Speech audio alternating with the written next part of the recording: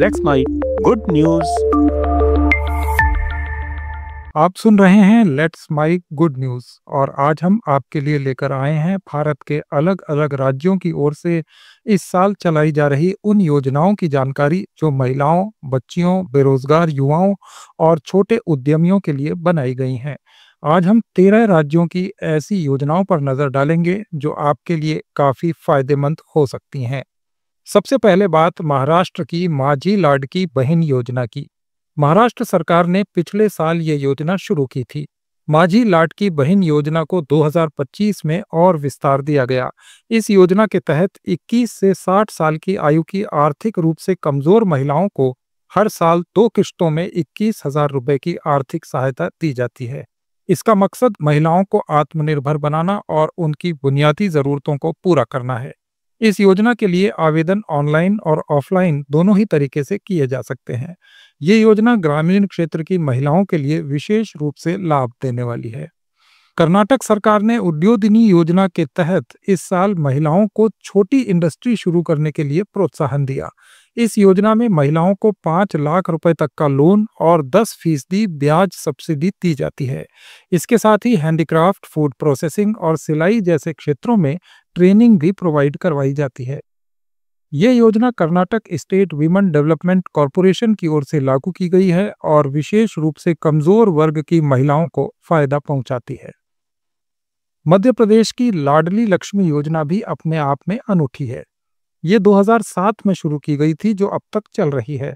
लाडली लक्ष्मी योजना के तहत गरीब परिवारों की बालिकाओं के लिए जन्म से लेकर 21 साल की आयु तक उन्हें आर्थिक सहायता दी जाती है। 6,000 रुपए हर साल 5 साल तक निवेश किए जाते हैं और बच्ची के छठी, 9th, 11वीं और 12वीं कक्षा में प्रवेश करने पर यह सहायता दी जाती है। 21 साल की आयु पर अगर बच्ची की शादी 18 साल से पहले नहीं हुई है तो 1 लाख रुपए दिए जाते हैं। ये योजना बालिका शिक्षा और बाल विवाह की रोकथाम के लिए बनाई गई है। उत्तर प्रदेश की मुख्यमंत्री कन्या सुमंगला योजना का लाभ भी लिया जा सकता है। मुख्यमंत्री कन्या सुमंगला योजना बच्चियों के लिए आर्थिक सहायता देती है। इसके तहत जन्म से लेकर स्नातक शिक्षा तक अलग अलग चरणों में 15,000 रुपए की सहायता सरकार उपलब्ध कराती है। ये योजना बालिकाओं की शिक्षा, स्वास्थ्य और एम्पावरमेंट को बढ़ावा देती है। इसके आवेदन के लिए उत्तर प्रदेश का स्थायी निवासी होना और परिवार की सालाना इनकम 3 लाख रुपए से कम होना जरूरी है। राजस्थान की मुख्यमंत्री राजश्री योजना। राजस्थान सरकार की मुख्यमंत्री राजश्री योजना बच्चियों के लिए आर्थिक सहायता देती है। इसके तहत बच्ची के जन्म से लेकर 12वीं कक्षा तक अलग अलग चरणों में 50,000 रुपए तक की सहायता दी जाती है। ये योजना राजस्थान के निवासियों के लिए है। इसके तहत बालिका शिक्षा, स्वास्थ्य और बाल विवाह की रोकथाम संभव हो सकी है। इसके लिए राजस्थान का निवासी होना और आधार कार्ड जैसे दस्तावेज पेश करना जरूरी है। बिहार में मुख्यमंत्री नारी शक्ति योजना के अच्छे नतीजे मिले हैं। बिहार सरकार ने महिलाओं और बेरोजगार युवाओं को स्वरोजगार के लिए प्रोत्साहन देने के मकसद से इस योजना में 5 लाख रुपए तक का लोन और 50% तक की सब्सिडी देने का निर्णय लिया है। इसके साथ ही हैंडीक्राफ्ट, फूड प्रोसेसिंग और सिलाई जैसे क्षेत्रों में प्रशिक्षण भी दिया जाता है। ये योजना विशेष रूप से अनुसूचित जाति और जनजाति के लोगों को फायदा पहुंचाती है। तमिलनाडु की अम्मा टू व्हीलर स्कीम भी अपने आप में अनोखी है। अम्मा टू व्हीलर स्कीम में महिलाओं को सशक्त बनाने के लिए कामकाजी महिलाओं को स्कूटी खरीदने पर 50% सब्सिडी दी जाती है। ये सब्सिडी अधिकतम 25,000 रुपए तक हो सकती है। ये योजना ग्रामीण और शहरी क्षेत्रों की महिलाओं की मोबिलिटी बढ़ाने और उन्हें रोजगार के अवसर पाने के लिए बढ़ावा देती है। इसके लिए तमिलनाडु का निवासी होना और सालाना आय 2.5 लाख रुपए से कम होना जरूरी है। पश्चिम बंगाल की कन्याश्री प्रकल्प योजना भी बच्चियों की शिक्षा और एम्पावरमेंट को बढ़ावा दे रही है। इसके तहत 13 से 18 साल तक की अविवाहित बच्चियों को हर साल 1,000 रुपए की स्कॉलरशिप और 18 साल की आयु पूरा होने पर 25,000 रुपए की एकमुश्त राशि दी जाती है। लेकिन ये राशि तभी दी जाती है जब बच्चियां स्कूल में पढ़ाई जारी रखें। गुजरात की नारी गौरव नीति भी काफी महत्वपूर्ण है। इस योजना के तहत महिलाओं को छोटे उद्योग शुरू करने के लिए 2 लाख रुपए तक का ऋण और 20% सब्सिडी दी जाती है। इसके साथ ही महिलाओं को तकनीकी प्रशिक्षण और मार्केटिंग हेल्प भी दी जाती है। इस योजना का मकसद ग्रामीण क्षेत्रों में रोजगार के मौके पैदा करना है। हरियाणा सरकार की लाडली योजना बच्चियों के लिए आर्थिक सहायता प्रदान करने की एक महत्वपूर्ण स्कीम है। इस योजना के तहत गरीब परिवारों की 2 बेटियों वाले परिवारों को 5,000 रुपए सालाना दिए जाते हैं, जो 18 साल की आयु तक जमा होते हैं। 2 बच्चियों पर हर परिवार को 10,000 रुपए सालाना मिलते हैं। ये राशि बच्चियों की शिक्षा और उनकी शादी के लिए इस्तेमाल की जा सकती है।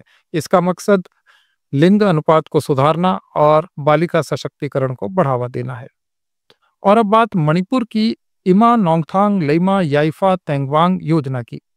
2023 में शुरू की गई इस योजना को इस साल और विस्तार दिया गया है। इस योजना के तहत महिलाओं को हथकरघा, हस्तशिल्प और फूड प्रोसेसिंग क्षेत्रों में प्रशिक्षण और 2 लाख रुपए तक का लोन दिया जाता है। ये योजना ग्रामीण महिलाओं को आत्मनिर्भर बनाने और लोकल हैंडीक्राफ्ट को बढ़ावा देने के लिए बनाई गई है। केरल सरकार ने कोयर इंडस्ट्री में महिलाओं को रोजगार देने के लिए महिला कोयर उद्यम योजना को और मजबूत किया है। इस योजना के तहत कोयर इंडस्ट्री में महिलाओं को ट्रेनिंग, कच्चा माल खरीदने के लिए 1.5 लाख रुपए तक की आर्थिक सहायता और मार्केटिंग हेल्प भी दी जाती है। इसका मकसद केरल के ग्रामीण क्षेत्रों में महिलाओं की इनकम में इजाफा करना और कोयर इंडस्ट्री को बढ़ावा देना है। और आखिर में बात हिमाचल प्रदेश की इंदिरा गांधी बालिका सुरक्षा योजना की। इसके तहत एकल बालिका के पेरेंट्स को 2 लाख रुपए की आर्थिक सहायता दी जाती है, बशर्ते बच्ची की शादी 18 साल की आयु से पहले ना हो। इसके साथ ही बच्ची को हायर एजुकेशन के लिए 50,000 रुपए की स्कॉलरशिप भी दी जाती है। ये थी कुछ ऐसी योजनाएं जिनका फायदा आप भी उठा सकते हैं। अपडेट्स के लिए जुड़े रहिए लेट्स माइक के साथ। आप सुन रहे थे let's mike more than radio. Follow कीजिए हमें हमारे सोशल मीडिया प्लेटफॉर्म्स पर। It's time for news. It's time for more than radio. Presenting the first radio news app, Let's Mic. Let's Mic, a news-based app on your phone where you get to watch and listen news, talk shows, interviews, radio show podcasts.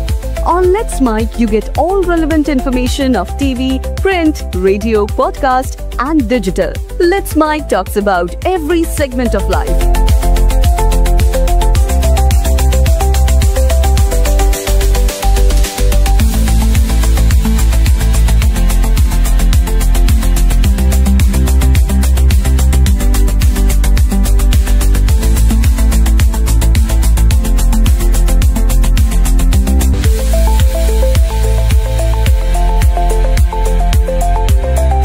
Download the app now from Play Store. Available both on Android and iOS mobile phones.